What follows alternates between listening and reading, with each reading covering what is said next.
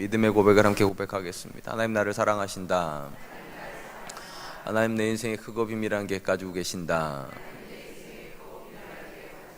하나님 오늘도 나와 동행하셔서 그 계획 이루어 주신다.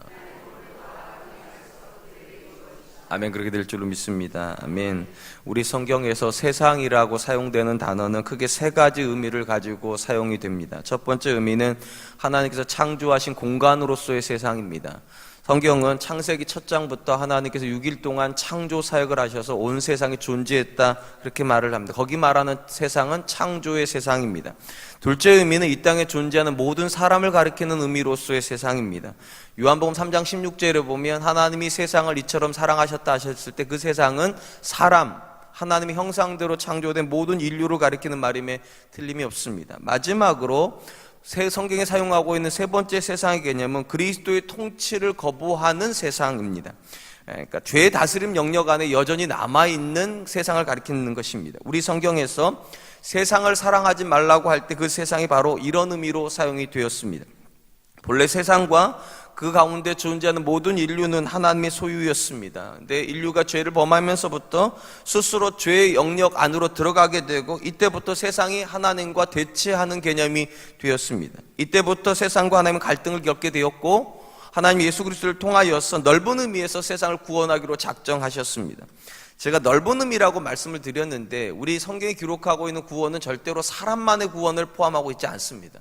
궁극적인 관점에서는 하나님이 창조하신 모든 세상이 하나님께로 돌아오는 지점까지가 구원의 지점입니다. 그리고 이를 위하여서 하나님은 죄의 지배를 받고 있는 세상 가운데 하나님의 영의 지배를 받고 있는 성도들을 보내시는 겁니다. 그리고 하나님의 영으로 지배받는 성도들을 통하여서 세상이 하나님께로 돌아오기를 꿈꾸십니다. 우리는 이렇게 성도를 통하여서 세상이 하나님께 돌아오는 전체적인 개념을 하나님 나라의 개념으로 이해합니다. 성도들 때문에 누군가가 하나님을 만나고 하나님의 통치 안으로 들어올 때 그곳에 하나님 나라가 임재하는 것입니다. 하나님은 예수 그리스도를 통하여서 새롭게 만드신 교회 공동체를 세상 밖에 두신 것이 아니라 세상 안에 두셨습니다. 이것은 매우 강력한 메시지를 가지고 있다 생각을 합니다. 하나님은 그분이 창조하신 세상이 죄의 지배를 받게 되는 것을 더 이상 묵인하지 않으시겠다고는 선언을 교회를 통해서 하고 계신 것이기 때문입니다. 만약 하나님께서 교회를 세상이 아니라 세상의 질서가 존재하지 않는 산속에다가 집어넣어 놓았다면 어쩌면 세상과 교회는 갈등하지 않아도 됩니다. 근데 왜 하나님께서 교회를 세상 안에다 두셨는가? 기존의 질서를 교회를 통해서 변화시키기를 꿈꾸시기 때문입니다. 한마디로 말을 하면 죄를 통하여서 세상의 소유권을 주장하는 사탄을 향하여서 예수님은 교회를 가지고 전쟁을 선포하신 것입니다. 더 이상 기존의 질서가 지배하는 세상이 아니라 새로운 질서가 지배하는 그리스도의 법이 지배하는 그런 공동체를 세상 가운데 만드시겠다는 것이 하나님의 생각입니다. 그렇기 때문에 성도가 사는 삶의 현장은 성경적으로 말하면 전쟁터입니다. 하나님께서 성도를 통하여서 더 이상 세상을 묵인하지 않으시겠다고 선언하는 것이니까 더 이상 부모와 자녀가 세상의 논리로 만나는 것이 아니라 말씀의 논리로 만나게 만드시겠다, 그게 교회의 선언인 것이고 부부가 말씀 안에서 만나게 하시겠다는 것이 교회의 선언인 것입니다. 그래서 죄송합니다. 성경에 보니까 하나님께서 로마서에서 교회 성도들을 향해서 뭐라고 말합니까? 너희는 이 세대를 본받지 말아라. 쉽게 말을 하면 이 세대의 질서가 규정하고 있는 삶을 살 것이 아니라 하나님의 선하시고 기뻐하시고 온전하신 새로운 질서의 틀 안에 우리가 서야 된다. 그것이 성도의 마땅한 삶이다. 그렇게 말을 하는 것입니다. 오늘 우리가 살펴보게 될 본문의 말씀은 이런 성경의 기본 골격을 그대로 유지하고 있는 말씀이라 생각하면 좋을 것 같습니다. 하나님은 제 지배 속에 있는 세상 가운데 하나님의 교회를 두셨습니다. 그리고 성도 각 사람을 통하여서 세상과 관계를 맺게 하시고 세상 안에 있는 믿지 않는 사람들과 관계를 맺게 하심으로 하나님의 질서가 우리로부터 그들에게 흘러들어가기를 기대하셨다는 것입니다. 오늘 본문은 전체적인 관점에서 세상의 질서와 또 세상의 질서 안에서 성도가 만나게 된 믿지 않는 사람들과 관계가 어떠해야 되는가에 대해서 교훈을 주고 있습니다. 먼저 1절 말씀입니다. 너는 그들로 하여금 통치자들과 권세 잡은 자들에게 복종하며 순종하며 모든 선한 일 행하기를 준비하게 하되 오늘 본문에 보니까 사도 바울이 통치자들과 권세 잡은 자, 사실은 같은 말입니다. 강조하는 것이죠. 세상 안에 있는 기존 질서에 하나님께서 대어주신 사람들이 있다는 걸 강조하는 겁니다. 통치자와 권세자가 같은 의미라면 그 다음에 나오는 복종과 순종도 같은 개념입니다. 그러니까 이중으로 두 개를 다 강조하고 있는 것이죠. 하나님이 세워놓은 권세들을 향하여서 성도는 절대적으로 순종해야 된다. 제가 이렇게 말씀드리고 놓고 나니까 앞에서 세상의 개념, 제가 서론에서 말씀드린 것과 좀 충돌하는 것 같습니다. 성경에서 말하는 세상의 절대적인 개념 중에 하나가 하나님의 통치를 거부하는 것입니다. 그러면 하나님 통치를 거부하는 곳에 있는 통치자들을 향하여서 성도도 거부를 해야 될 것 같은데, 놀랍게도 하나님 뭐라고 말씀하시는가? 권세 잡은 자들에게 절대적으로 복종해야 된다. 왜 이렇게 되는 것일까? 이유는 간단합니다. 여러분, 세상이 타락하였다고 하여서 하나님께서 세상을 방임하고 계신 것은 아닙니다. 무슨 말인가 하면 하나님께서 세상의 권세를 세우신다는 게 성경이 이야기해요. 다만 그 권세가 언제나 타락한다는 게 문제죠. 그리고 하나님께서 권세를 세우실 때 가지고 계셨던 궁극적인 목적은 타락이 아닙니다.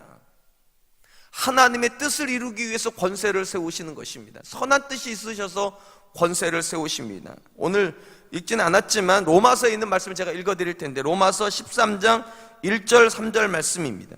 각 사람은 위에 있는 권세들에게 복종하라. 권세는 하나님으로부터 나지 않음이 없나니 모든 권세는 다 하나님께서 정하신 바라. 다스리는 자들은 선한 일에 대하여 두려움이 되지 않고 악한 일에 대하여 되나니 내가 권세를 두려워하지 아니하려느냐? 선을 행하라. 그리하면 그에게 칭찬을 받으리라. 바울은 모든 권세는 하나님께로부터 나지 않는 권세가 없으며, 또 하나님께서 내시는 모든 권세는 악한 일에 대한 두려움이 되는 것이지 선한 일에 대한 두려움이 되지 않는다. 무슨 말인가? 하나님은 권세를 통하여서 선한 일을 권면하려고 세상에 권세를 주신다는 것입니다. 다만 문제는 무엇인가?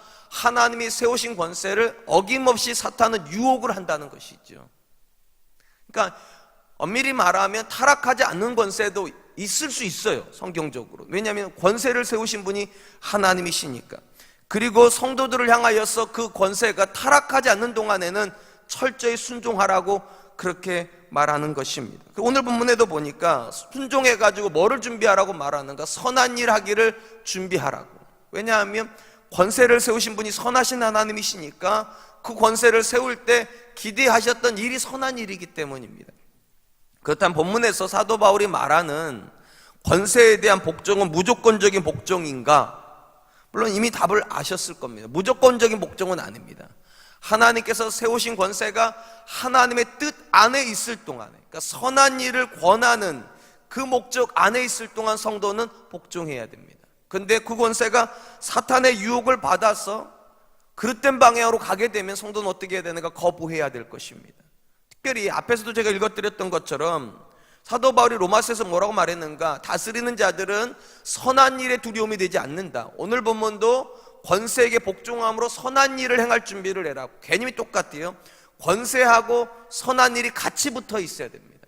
그러할 때만 진정한 권세이고, 권세가 선한 일을 권하고 있는 동안에 성도는 절대적으로 도와야 된다는 겁니다, 그 권세를. 그래서 이 땅 가운데 하나님의 뜻이 이루어지도록 해야 된다는 것입니다.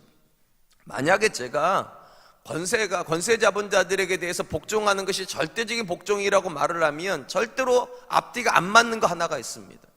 여러분, 사도 바울이 어떻게 죽었습니까?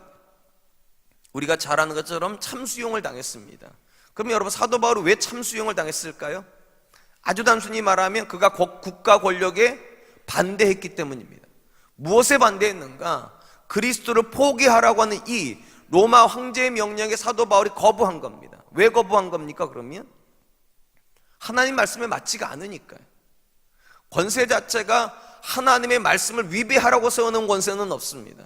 하나님의 뜻을 이 땅에 이루도록 세우는 권세가 권세인데, 세상 권세인데, 사도 바울이 생각하는 로마의 권세는 하나님 뜻을 이루지 않습니다. 그렇기 때문에 그건 국가 권력에 반대하여 신앙을 지키기 위해서 목숨을 버린 것입니다. 이것만 보아도 성경이 말하는 국가 권세에 대한 성도의 태도는 절대로 권력의 신여는 아닙니다. 그러니까 저는 기독교가 보수적이라고 하는 느낌 자체가 저는 옳지 않다고 생각합니다. 기독교는 보수도 아니고 진보도 아닙니다. 오해하지 마세요. 제가 진보를 좋아하는 게 아니에요. 또 제가 보수를 미워하는 것도 아니에요. 성경은 보수도 아니고 진보도 아닙니다. 언제 그러면 진보가 되는가? 개혁적일 때, 악한 것을 개혁할 때 기독교는 개혁을 위해서는 진보가 돼야 됩니다. 그런데 모든 권세가 하나님 말씀 바깥에만 있는 게 아니라니까요. 때로는 어떤 권세나 말씀 안에 있어요. 그럼 어떻게 돼? 그럼 보수가 돼야, 지켜야죠. 새벽에 이렇게 부정적인 이야기, 어려운 이야기 힘드시죠? 저도 힘드네요. 이런 말씀 좀 없었으면 좋겠는데. 근데 다시 잘 들어보세요. 사랑하는 성도 여러분, 이렇게 생각하는 분들이 참 많아요. 모든 목사는 타락한다. 사실입니까? 진짜로? 어떻게 생각하세요? 그래서 성도가 된다는 것이 마치 목사를 견제하는 것으로 생각하는 분들이 너무 많아요. 견제하세요. 잘못 가고 있다 싶을 때는 과감하게 견제하세요. 진보가 돼야 돼요. 그러나 여러분 교회 목사가요, 말씀 안에 살려고 발버둥 치고 있는 동안에는 보수적이 됐어요. 지켜주시려고 하시고 아껴주려고 하세요. 권세도 똑같습니다. 하나님께 세우신 권세가 말씀 안에서 선한 일을 권하고 있는 권세라고 생각하시면 보수가 되십시오. 지켜주세요. 그러나 그 권세가 타락하여서 악을 권장하고 있으면 개혁이 되십시오.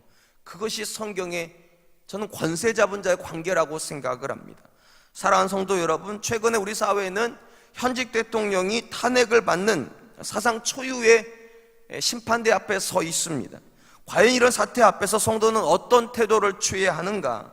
보수적인 태도인가? 진보적인 태도인가? 그건 여러분 결정하시면 됩니다. 어떻게 결정하는가? 하나님이 세우신 권세가 맞습니다. 이 권세는 모든 권세 하나님께 나니까. 다만 하나님이 세우신 그 권세가 제 기능을 하고 있는가는 여러분이 판단하셔야 됩니다. 제 기능은 하나입니다. 선한 일을 권하고 있으면 제 기능을 하는 것입니다. 그런데 이 사회를 자꾸만 부정적이고 악한 방법이 돌아가는 그런 사회 시스템으로 만들고 있다면 거부해야 됩니다. 성도는 절대로 권력의 시녀가 아니기 때문에 선한 일을 위하여서 하나님이 권세를 세우시고 선한 일을 하는 동안에는 성도는 철저하게 순종해야 된다, 복종해야 된다. 이 말을 뒤집어 놓고 보면 선을 부정하는 권세를 향해서는 철저하게 반대해야 된다. 사도 바울은 자기 목숨을 바쳐가지고 반대한 겁니다. 그리스도를 거부하는 권세를 인정할 수 없는 것이지요. 그 다음은 여러분들이 판단하시면 되겠습니다. 사도 바울이 지금 권세에 대한, 그 세상의 가장 큰 틀 안에 있는 권세에 대해서 성도가 어떤 태도를 취해야 되는가에 대해서는 이야기를 한 다음에 세상 안에서 만나게 될 믿지 않는 사람들과 그럼 과연 성도는 또 어떤 관계를 맺어야 되는가? 2절 말씀입니다. 아무도 비방하지 말며 다투지 말며 관용하며 범사의 온유함을 모든 사람에게 나타낼 것을 기억하게 하라. 바울이 믿지 않는 자들과 성도가 맺어야 될 관계를 4가지로 이야기를 합니다. 첫째, 비방하지 말아야 된다. 이 비방하지 말라는 말은 경멸적인 언서를 쓰지 말라는 겁니다. 그러니까 그 사람을 자극하는 그런 말 쓰지 말아야 된다. 두 번째, 다투지 말라. 그 말 그대로입니다. 싸우지 말아야 된다는 것입니다. 세 번째, 관용하라. 이 관용하라고 하는 말의 가장 쉬운 표현은 친절하라는 말입니다. 그들에게 친절해야 된다. 네 번째, 온유해야 된다. 이 온유는 부드러움을 상징하고 겸손을 나타내는 표현입니다. 그러니까 이 4가지의 관점은 2가지는 하지 말라는 것이고 2가지는 해야 된다는 것입니다. 앞에 2가지는 자극하지 말라는 거예요. 자극하면 싸움이 일어나니까 자극하지 말라는 것이고 뒤에 2가지는 수용하라는 것입니다. 그 사람들이 우리를 볼 때 저 사람 따뜻한 사람이다, 그런 사람이 되라는 것이죠. 제가 이 부분에 굉장히 부끄럽습니다. 왜 부끄러운가 하면 저희 아파트가 15층 아파트인데요, 이제 14층에 사시는 분이 이제 제 아내는 교회 다니는 걸 확실히 아시나 보더라고요. 근데 이제 제 아내가 분당 우리 교회 다니는 줄 아세요? 그래서 분당 우리 교회 다니냐고, 그래서 제 아내가 아니 분당 우리 교회 다니는 거 아니라고. 근데 아마 저하고 제 아내가 이제 새벽 예배 가는 걸 그분이 보셨나 봐요. 그럼 저는 이렇게 생각이 돼요. 남자하고 아내가 새벽 예배를 가면 저분이 목사님일 가능성이 있구나를 생각을 해야 될 것 같은데 그분은 저를 전혀 목사일 거라 생각을 안 합니다. 그러면서 생각이 드는 게 이런 거예요. 내 인상에 문제가 있구나. 딱 목사다, 이게 딱 풍겨되지 않을까? 딱 나오면 새벽에 나가면 힌트가 뻔한 거 아니에요? 근데 제가 그런 생각을 해요. 온유하지 못한가 보다 아직도 내가. 어저께도 만났는데 또 제가 분명히 성경책도 끼고 있고 그런데도 그런데도 제가 목사인 걸 생각을 안 하는 걸 보고서 느끼는 게 있어요. 아, 내가 다르다는 걸 잘 못 느끼시는 걸 보니까 내가 문제가 있구나. 사랑하는 성도 여러분, 오늘 본문에서 바울이요, 믿지 않는 자들에게서 성도가 어떤 느낌을 줘야 되는가, 절대로 공격적인 느낌을 주면 안 된다는 것이죠. 그리고 반대로 아주 수용적인, 저 사람은 어떤 말을 해줘도 받아줄 것 같고, 저 사람 앞에 가면 마음을 해제하고 아무 생각 없이 말을 해도 저분은 오해하지 않을 것 같은 그런 사람이 돼야 된다고. 왜 사도 바울이 이렇게 성도들을 향하여서 수용적인 사람이 돼야 된다라고 강조하는 것일까? 우리가 이미 디도서 2장에서 보았습니다. 성도의 삶 자체가 복음과 관련이 있습니다. 쉽게 말하면 복음을 전할 수 있는 삶을 살아야 돼요. 그러니까 우리의 복음을 듣는 사람들이 저 사람하고 나하고 같은 종류의 사람이라 생각하는 동안은 복음 안 듣습니다. 복음을 듣는 사람은 이렇게 느껴야 돼. 저 말을 하는 사람은 저 말할 자격이 있다고. 그리스도의 사랑을 이야기할 자격이 있고 하나님이 세상을 사랑한다라고 하는 그 말을 할 자격이 있는 사람이라고. 그 말을 얻기 이전에는, 그 평가를 얻기 이전에는 우리가 하는 어떤 말도 그에게 안 들어간다는 겁니다. 공격적인 사람이 복음 전한다? 절대로 안 들어갈걸요. 싸우기를 좋아하는 사람이 복음 전한다? 절대로 안 들어가질걸요. 그런데 나만 보면 친절하고 내가 하는 말에 경청을 해주는 사람이 하는 복음이라면 다른 이야기가 되겠죠. 그런 점에 사랑하는 성도 명심하십시오. 복음이 문제가 아니라고. 디도서 계속 강조하는 그거예요. 복음에는 문제가 없어요. 뭐가 문제가 있나? 복음의 포장지가 문제입니다. 저와 여러분이요. 누가 그 말을 하느냐가 굉장히 중요하다는 거죠. 온유하고 관용적인 사람이 하는 말과 비방하고 싸우는 사람이 하는 말은 같을 수가 없습니다. 똑같은 말인데도, 같은 언어인데도 전혀 다른 의미를 가질 수가 있다. 그래서 바울이 하는 말이죠. 믿지 않는 자들을 만났을 때 내가 어떤 사람이 될까를 잘 생각하라고. 비방하는 사람 되면 안 된다고. 다투는 사람 되면 안 된다고. 관용해야 된다고. 친절해야 된다. 온유해야 된다. 나를 바라보는 사람이 포근함을 느낄 수 있는 그런 존재가 되어야 한다는 것이죠. 우리가 디도서 1장을 처음 살필 때도 보았지만 하나님께서 그분의 진리를 세상 가운데 드러내시는 방식으로 취하신 것이 전도의 방식이라고 말씀드렸습니다. 하나님이 직접 전도하지 않으세요. 하나님 직접 선포하지 않으신다는 말입니다. 그럼 어떻게 하는가? 먼저 믿는 자를 통하여서 전포하십니다. 쉽게 말하면 하나님 자신이 있는 거죠. 뭐가 자신 있는가? 진리가 한 사람 안에 들어가면 어떤 변화의 역사가 일어난지 그 사람을 보라는 거예요. 먼저 믿은 사람을 보고 그 사람이 하는 말에 귀를 기울여 보라고. 어떻게 변화되었는지. 그래서 하나님께서 말씀하시는 거예요. 진리가 공허한 메시지가 되지 않으려면 사람이 변해야 된다고. 믿지 않는 사람들을 대하는 내가 먼저 변하지 않고는 절대로 복음은 들어가지 않는다는 것입니다. 그러므로 사랑하는 성도 여러분, 중요한 건 이것입니다. 하나님께는 잘못이 없어요. 내 자녀에게 복음이 안 들어가는 게 하나님의 잘못은 아닙니다. 내 남편이 오랫동안 교회 바깥에 있는 것이 결코 하나님의 잘못은 아닙니다. 생각해 봐야 돼요. 내 남편이 왜 저런 반응을 보일까? 내 자녀가 왜 마음의 문을 열지 않는 것일까? 많은 경우는 우리 안에 문제가 있습니다. 복음을 말로 이해하니까. 오늘 보면 사도 바울이 강조하는 건 삶입니다. 삶이 그들에게 달라야 된다는 거죠. 우리 14층 아주머니가 어느 순간, 야, 우리 집 7층에 사랑과 은혜교회 담임 목사가 산대. 근데 그 사람 인상 참 좋아. 이 말 나올 때까지 제가 계속 성경책 들고 다녀보려고요. 언제 목사라는 말을 한번 해볼까 싶어가지고. 사랑하는 성도 여러분, 여러분 아파트 사시면 여러분 1층에 관리하시는 아저씨들이 여러분들이 교회 다니는 권사인 거 아세요? 여러분이 장로인 건 아십니까? 여러분이 교회 안수집사인 건 아십니까? 모르실 거예요, 대부분은요. 왜냐하면 얼굴에다 명찰 달고 다니진 않으니까. 근데 여러분, 여러분의 그 말이 명찰인 거 아십니까? 여러분의 그 인상이 명찰인 거 아십니까? 사람들이 그런 말하면 참 좋겠어요. 사랑과 은혜교회 나오는 사람들 얼굴 좀 보라고. 얼마나 이쁘냐고, 얼마나 인자하냐고, 얼마나 광채가 나냐고. 내가 교회를 다니면 저런 교회 한번 다니고 싶다고. 아멘. 참 새벽에 아멘 소리 듣기 어려운데 참 감사합니다. 사랑하는 성도 여러분, 사도 바울이 지금 강조하는 건 이겁니다. 성도는 다른 존재가 되어야 된다는 겁니다. 다르지 않은 한 성도가 말하는 복음이 다르게 느껴지지 않는다는 것이죠. 새로운 복음은 없어요, 사실은요. 다만 다르게 다가오는 복음이 있어요. 우리 아버지가 하는 말이라면, 우리 엄마가 하는 말이라면 내가 한번 들을만 하지. 변화되신 분이니까. 저는 그렇게 우리가 전하는 복음이 들릴 수 있기를 축원드립니다. 특별히 이 부분에서 사도 바울이 주목하고 있는 말씀은 3절 말씀입니다. 우리 3절부터 5절까지의 말씀을 제가 읽도록 하겠습니다. 우리도 전에는 어리석은 자요, 순종하지 아니한 자요, 속은 자요, 여러 가지 정욕과 행락에 종노릇한 자요, 악독과 투기를 일삼는 자요, 가증스러운 자요, 피참 미워한 자였으나 우리 구주 하나님의 자비와 사람 사랑하심이 나타날 때 우리를 구원하시되 우리가 행한 바 의로운 행위로 말미암지 아니하고 오직 그의 긍휼하심을 따라 중생의 씻음과 성령의 새롭게 하심으로 하셨나니. 여기서 사도 바울이 쓰고 있는 독특한 표현이 하나가 있습니다. 우리도 전에는, 이 말은 참 의미가 있어요.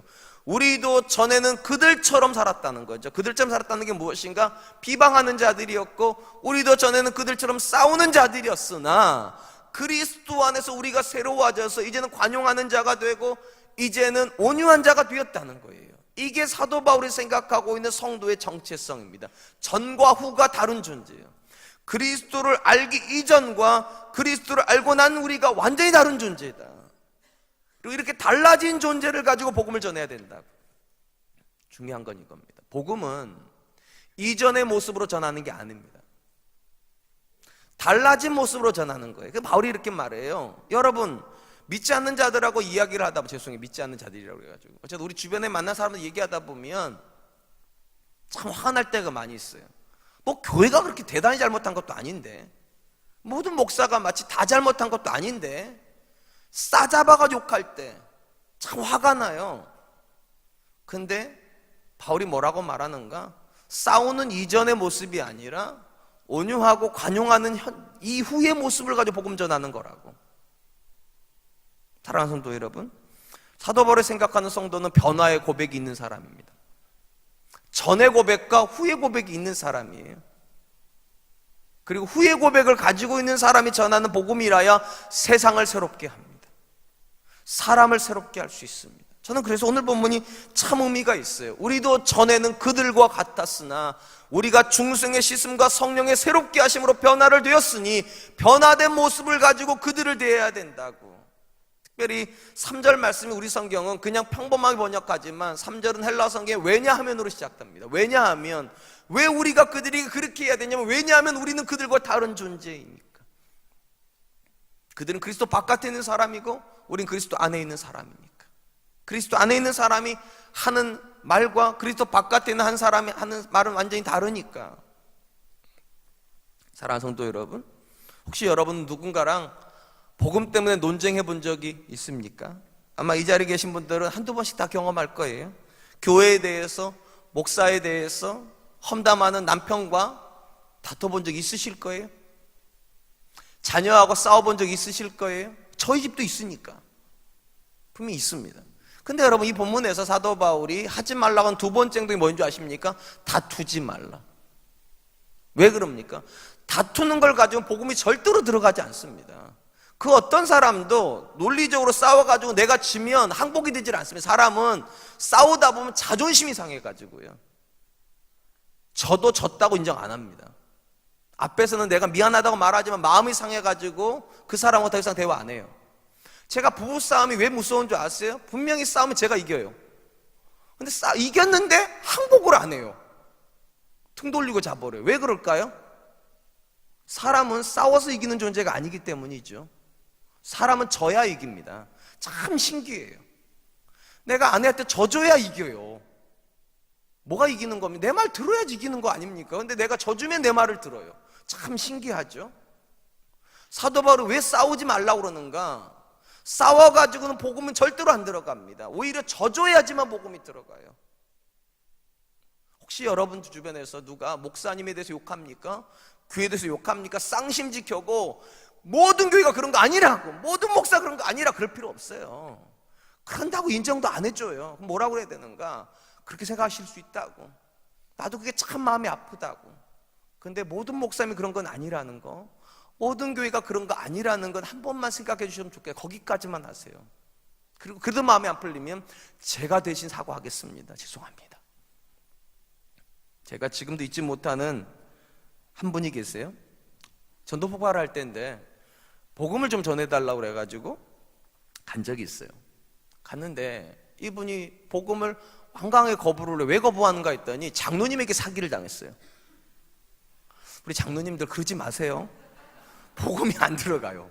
아무리 권면해도 장로에게 사기당했다니까 절대로 안 듣는 거예요.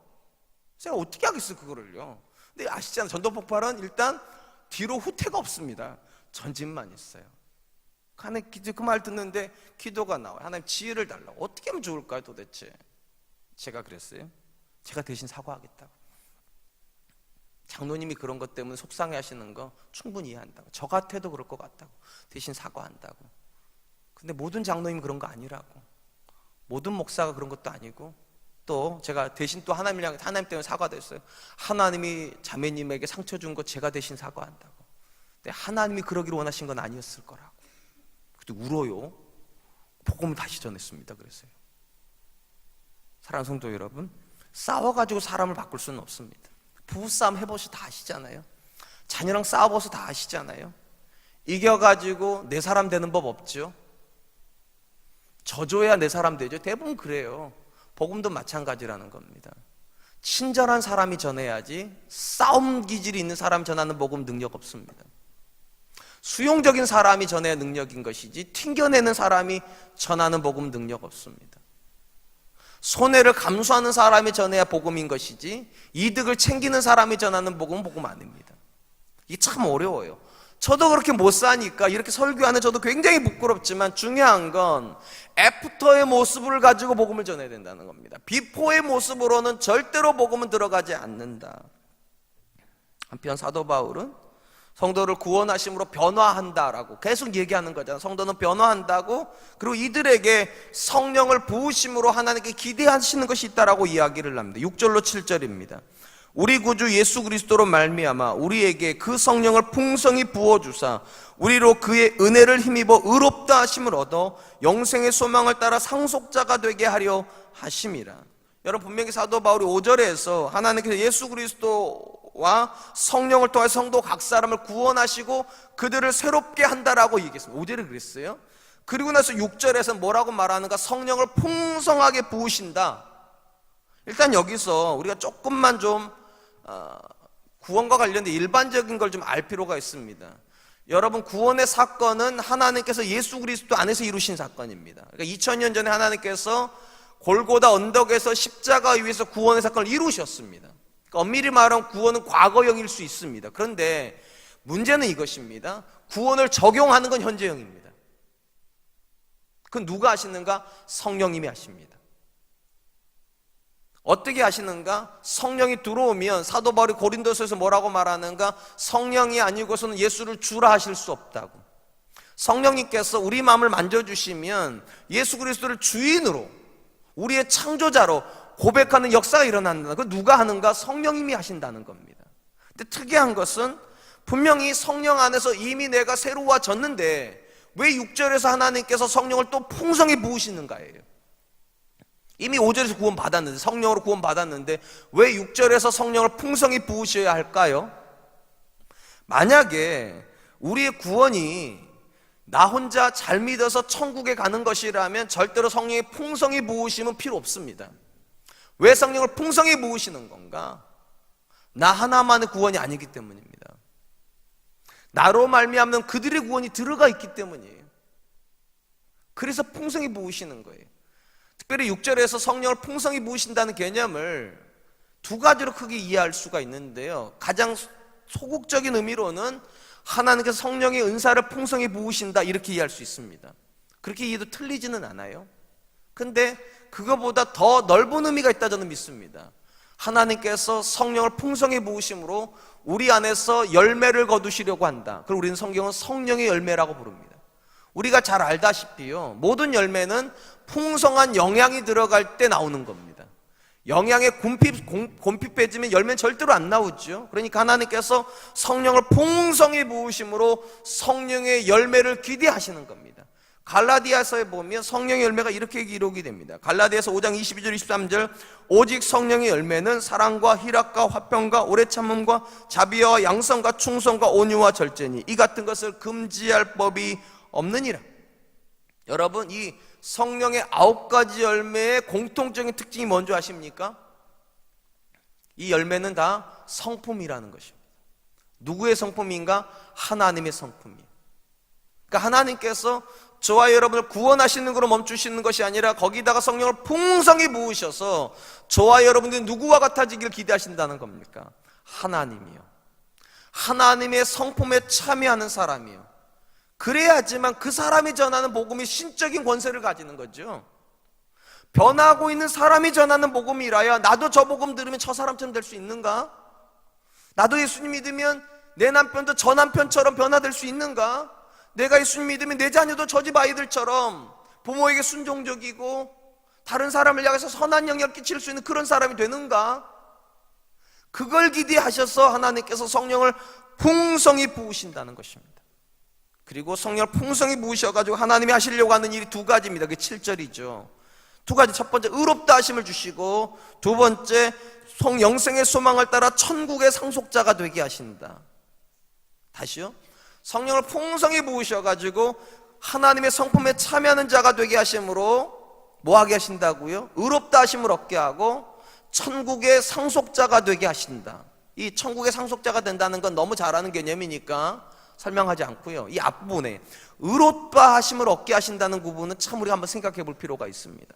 특별히 이 공동 번역하고 쉬운 성경이 이 의롭다 하심을 얻는다는 부분을 어떻게 번역을 했는가? 둘 다 공통적으로 하나님과 올바른 관계를 맺게 하셨습니다라고 번역합니다. 하나님과 올바른 관계를 맺게 하셨습니다. 여러분, 이게 참 의미가 있는 것이요. 분명히 5절에서 이미 성령을 통하여서 저와 여러분 구원하셨어요. 그럼 여기서 올바른 관계가 맺어져야 될 것 같은데 여기서 올바른 관계가 맺어진 게 아니라 성령을 풍성하게 부으심으로 우리와 올바른 관계를 맺으셨답니다. 이게 무슨 말인가 하면 간단히 설명 이런 겁니다. 여러분, 내가 내 자녀 낳았다고 나하고 내 자녀가 좋은 관계 맺습니까? 어떻게 생각하세요?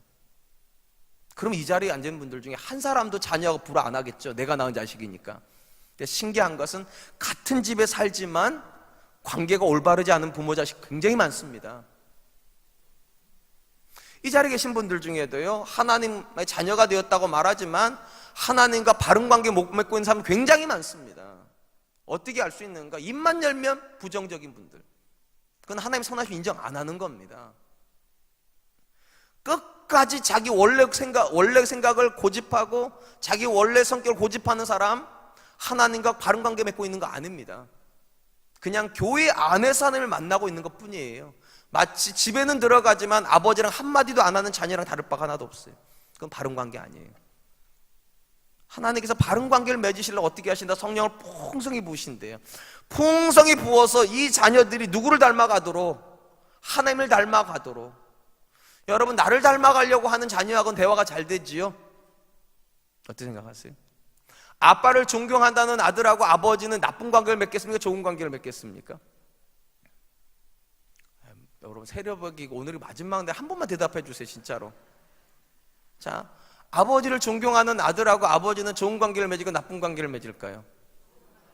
엄마가 내게 헌신한다라고 믿고 있는 딸은 엄마하고 좋은 관계를 맺겠습니까? 나쁜 관계를 맺겠습니까? 좋은 관계를 맺어요. 마찬가지입니다.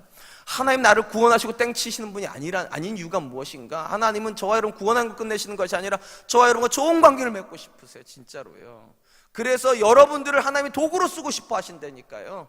그래서 뭐 하시는가? 성령을 풍성히 부으시는 거라고. 여기서 중요한 말은 이겁니다. 여러분, 하나님과 좋은 관계를 맺는 게 구원입니다. 그걸 위해서 하나님께서 성령의 풍성을 부으시는 거예요. 그리고 이 성령의 풍성함이 부어지면 그 사람은 반드시 변합니다. 왜냐하면 성령의 9가지 열매가 다 변화의 열매거든요. 그래서 엄밀히 말하면 구원의 증거는 교회 다니는 거 아닙니다. 구원의 증거는 변화입니다. 그것도 궁극적으로 성품의 변화입니다. 우리 남편이 달라지고 있다고, 우리 아내가 달라지고 있다고, 우리 아빠가 달라지고 있다고. 그들이 느끼기 이전까지 우리가 전하는 복음은 의미가 없습니다. 일단 궁금한 건 이겁니다. 왜 우리 삶에 이런 성품의 변화가 일어나지 않을까요? 분명히 하나님께서 성령의 풍성을 부으신다고 했는데 왜 내 아빠는 안 변하고, 왜 내 엄마는 안 변하고, 왜 내 배우자는 안 변하고, 왜 나는 안 변하는가 도대체? 크게 두 가지 때문일 겁니다. 첫 번째, 정말 죄송하지만 구원 못 받으셨기 때문입니다. 이거 굉장히 큰 가능성입니다. 앞에서 제가 말씀드렸어요. 교회 다니는 게 구원의 증거는 아닙니다. 얼마든지 구원 못 받았는데도 교회 다닐 수 있고, 심지어 구원 못 받았는데도 장로도 될 수 있고 목사도 될 수 있습니다. 그러니까 여러분, 교회 다닌다고 안심하지 마세요. 구원의 증거는 변화이지 교회 다니고 친분 직급받는 그런 거 아닙니다. 두 번째 가능성은 더 큰 가능성입니다. 성령을 원하지 않습니다. 이게 진짜 큰 가능성입니다. 여러분, 초대교회가 사도행전 2장에서 성령을 경험하죠. 풍성히 부어진 성령을 경험한 겁니다. 그게요, 풍성히 부어졌어요. 어떻게 풍성히 부어졌습니까? 맞아요, 약속이 있었어요. 몇 날이 못 되어 너희가 성령의 충만함을 받으리라, 풍성히 부어질 거라 약속이 있었어요. 그럼 약속이 있었기 때문에 받았는가? 아닙니다. 약속을 붙잡고 그들이 간절히 기도했습니다. 여기 핵심이 있습니다. 간절히 원했습니다. 그들은요, 자기들이 달라지기를 간절히 원했습니다. 본인들이 변화되기를 간절히 원했습니다. 그래서 성령이 임했습니다. 쉽게 말하면 성령은 가만히 있으면 임하는 영이 아닙니다. 원해야 됩니다. 간절히 원해야 됩니다. 제가 여기다 열정이란 단어를 1년 동안 썼는데요, 여러분, 예수님께서 베데스다 연못가 가지고요, 그 38년 된 병자에게 뭐라고 말합니까? 내가 낫기를 원하느냐. 이거 중요한 말, 원하느냐예요. 원하느냐. 여러분, 누가 봐도 그 낫고 싶은 거 아닙니까? 그런데도 물어보세요. 네가 원하냐고. 여러분, 똑같이 말을 합니다. 하나님이요, 성령의 약속이 있어요. 풍성히 부어주겠다는 약속이 있는데 중요한 건 원하느냐예요. 원하느냐. 원하지 않으면 약속은 있지만 이루어지지 않습니다. 아무리 하나님 말씀 들어봐야 뭐합니까? 그 말씀 붙잡고 원해야죠. 하나님, 나도 좀 달라지게 해주십시오. 하나님, 나도 좋은 남편 되고 싶습니다. 나도 좋은 아빠 되고 싶습니다. 나도 좋은 아들 되고 싶고, 나도 좋은 딸 되고 싶고, 나도 좋은 부모 되고 싶습니다. 내 힘으로 안 됩니다. 성령을 풍성히 부으시겠다 약속하셨으니까 하나님 부어주십시오. 참 강박해요. 하면 좀 하시려니까. 사랑하는 성도 여러분, 변화는 결코 자연스럽지 않습니다. 약속은 있으니까 변할 수 있습니다. 약속은 있어요. 성령의 약속이 주어졌습니다. 근데 원하지 않으면 변하지 않습니다. 그리고 변하지 않으면 내가 전하는 복음은 능력 아닙니다. 나도 못 바꾸는데 누구를 바꿉니까? 그 복음이. 나도 새롭게 못했는데 누구에게 새로움을 주겠습니까? 사도 바울의 고백에 명심하십시오. 내가 그리스도를 본받는 자 된 것처럼, 쉽게 말하면 내가 그리스도의 변화를 경험했다는 거잖아요. 너희가 나를 본받는 자가 되라고, 나와 같이 되기를 원한다는 겁니다. 너희가 나와 같이 되기로. 난 전 사도 바울을 참 좋아하는 이유가, 바울이 하는 고백의 핵심은 이겁니다. 다 너희가 나처럼 되었으면 좋겠다고. 이 사슬에 매인 것 외에는 다 너희가 나처럼 되었으면 좋겠다고. 왠 줄 아세요? 하나님은 바울에게만 성령을 부으신 분이 아니기 때문입니다. 저와 여러분들에게도 풍성히 부으시겠다고 이 말씀을 믿으신 다음에 이 아침 하나님 앞에서, 하나님, 나로 말미암아 변화 역사가 시작되게 해주십시오. 변화는 나로부터 출발하게 하여 주십시오. 이제 말씀 맺으려고 합니다. 우린 지난 5일 동안 디도서의 말씀을 통하여 복음과 삶의 연관성에 대한 이야기를 했습니다. 하나님께서 왜 성도의 삶을 강조하시는가? 결국은 성도가 삶으로 말씀을 전해야 되기 때문입니다. 비포의 고백으로는 안 된다. 예수 그리스도 알기 이전의 고백으로는 안 되고, 예수 그리스도 바깥에서 있는 사람이 전혀 모르는 예수 그리스도 이후의 삶, 예수님 때문에 변화된 삶, 성령의 충만함을 받아가지고 하나님의 성품으로 닮아가는 그 사람이 전하는 복음이라야 복음이 능력이기 때문에 한 해를 참 잘 시작하셨습니다. 올 한 해는 복음과 함께 사십시오. 근데 다만 이 복음은 절대로 지식적인 복음이 되지 말게 하십시오. 여러분의 삶에 녹아드는 복음이 되게 하십시오. 그리고 여러분의 힘으로 살려고 하지 마시고 성령의 힘으로 사십시오. 오늘 약속이 무엇입니까? 성령을 풍성히 부으시겠다고. 그 성령과 함께 변화를 경험하는 한 해가 되실 수 있기를 주님의 이름으로 축원드리겠습니다. 이 시간 우리 하나님께 찬양할 텐데요, 주께 가오니 먼저 찬양하려고 합니다. 우리를 새롭게 하실 능력이 그분과 그분에게밖에 없습니다. 내가 나를 변화시킬 수도 없고 내가 내 가정을 새롭게 할 수도 없습니다. 오직 하나님만이 새롭게 할 수 있사오니 하나님께로 가겠습니다. 날 새롭게 하여 주시고 주의 은혜를 나에게 부어 주시옵소서. 우리 같이 한번 찬양하겠습니다.